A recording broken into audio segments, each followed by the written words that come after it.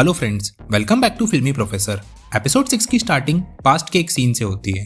31 दिसंबर 1929 को गांधी जी पब्लिक के सामने आते हैं और सभी देशवासियों को पूर्ण स्वराज की मांग के लिए संघर्ष करने को बोलते हैं। कैंपेन की शुरुआत के लिए 26 जनवरी 1930 को पहला इंडिपेंडेंस डे मनाया जाता है। वीपी मेनन गांधी जी के इस एक्शन से बहुत प्रभावित थे। वो अपनी ऑफिस डेस्क पे इंडियन फ्लैग भी लगाते हैं, पर उनके सीनियर को उनका ऐसा करना पसंद नहीं आता। वो उनसे कहता है, तुम ये सब पे ध्यान देने से अच्छा अपने काम पे ध्यान दो, शायद तुमको प्रमोशन भी मिल जाए। अब हम प्रेजेंट में चलते हैं 1947 में। माउंटबेटन ने वीपी मेनन को पार्टीशन प्रपोजल रेडी करने का काम दिया था, पर इससे पहले वो काम शुरू कर पाते बंगाल के सीएम माउंटबेटन से मिलने दिल्ली आते हैं। वो माउंटबेटन से कहते हैं, बंगाल के लोगों का बोलचाल रहन सहन बाकी मुस्लिम स्टेट से अलग है। अगर आप दो मुस्लिम स्टेट को एक करने की सोच रहे हैं तो ये गलत होगा। सीएम साहब 1947 में ही बंगाल को एक इंडिपेंडेंट कंट्री बनाने की मांग करते हैं। मुस्लिम लीग को हुसैन सईद की इस मीटिंग के बारे में पता चल जाता है और साथ ही उसकी मांगों के बारे में भी। लियाकत उस पे भड़क जाता है। तभी जिन्ना कहता है, वो बात तो सही बोल रहा है। अगर बंगाल पाकिस्तान में आता है तो दोनों हिस्सों के बीच 1000 किलोमीटर की दूरी होना सही नहीं रहेगा। इससे बेहतर है बंगाल यूनाइटेड रहे और इंडिपेंडेंट भी।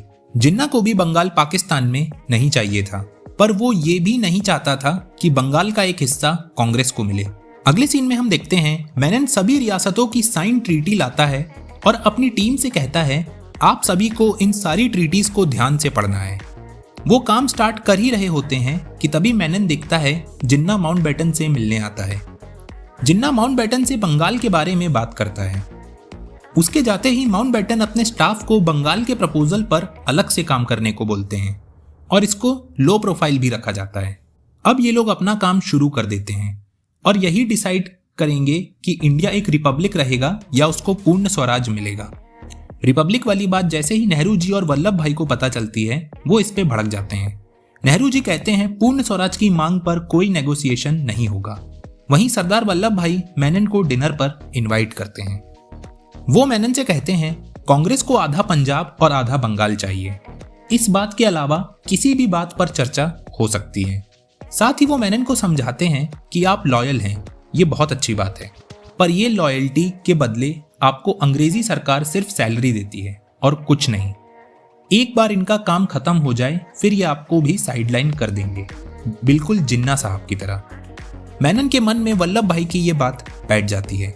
अगले सीन में हम देखते हैं, ट्रांसफर ऑफ पावर प्रपोजल का काम खत्म हो जाता है। वाइसरॉय इंडिया के सभी बड़े लीडर्स को अपने घर पर इनवाइट करते हैं प्लान की घोषणा करने के लिए। अगले दिन वाइसरॉय अपने स्टाफ के साथ ऑफिस में पार्टी कर रहे होते हैं। तभी मेनन उनके पास आता है और अपनी बनाई हुई फाइल सबमिट करता है।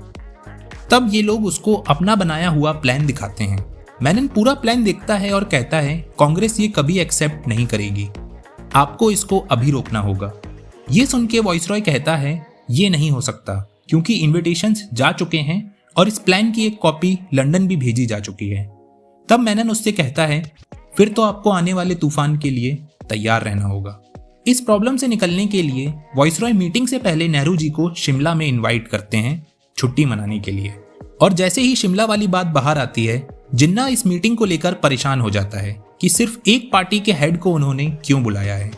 तभी फातिमा उससे कहती है, टेंशन मत लीजिए, आपने ऑलरेडी माउंटबेटन से प्लान डिस्कस कर लिया है। बंगाल आज़ाद होगा और पंजाब पाकिस्तान को मिलेगा।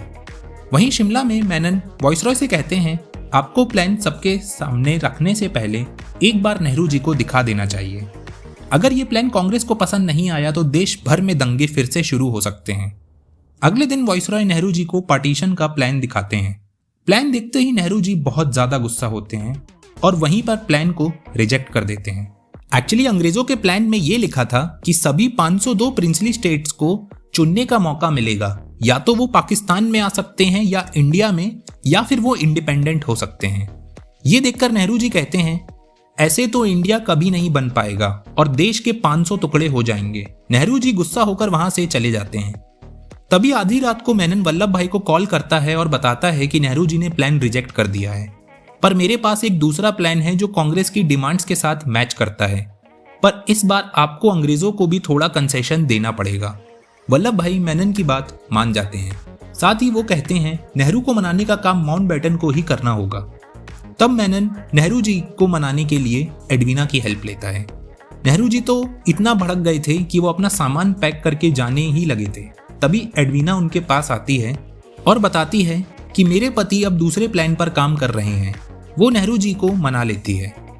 वहीं 17 मई को होने वाली ऑल पार्टी मीटिंग को पोस्टपोन कर दिया जाता है और 2 तारीख अगली डेट रखी जाती है। वाइसरॉय लंदन जाते हैं प्रधानमंत्री से मिलने और नए प्लान के बारे में डिस्कस करने।